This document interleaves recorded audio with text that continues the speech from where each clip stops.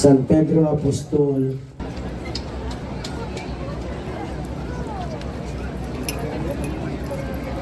mga balatian. Si Maria nga ginawang Magdalena diin siya usa sa mga babae kuyog ni Maria Magdalena miadto sa sayong buntag sa adlaw nga Domingo. Ikaw na siguro bisita sa Jerusalem nga wala na ibalo sa mga naitabo dito sa pipila ka adlaw nga nilabay. Dali-dali si Jesus pagbalik sa Betania. Si Jesus nanguntangan kanila, hain ba ninyo siya ibutang? Ningon, Ginoo, wala ka ba nakamatikod nga gipasagdan ko sa usa ka igsoon ni Marta o ni Lazaro nga taga Betania?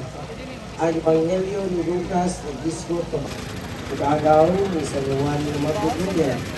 Kanilang amahan nagsuon man sa asawa ni siya.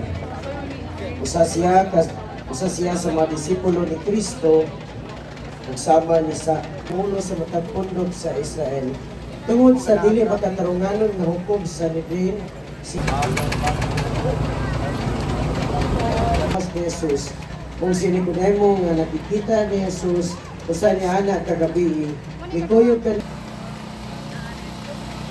sa pagmatlo ni Pedro sa tinuod ng itabog kaniya, niadto siya sa siya mao ang gituhuan nga sundalo nga nilagpas sa tinig ni Jesus. Sila kadto ang kapla sa iyang nihulog paglaman ang adlaw o gitabog ang kanipid sa tinig sa krus. Piyeta. Kunya gikuha nila ang lawas ni Jesus. San Juan, Apostol o Evangelista. Siya ang gilang nga pinangga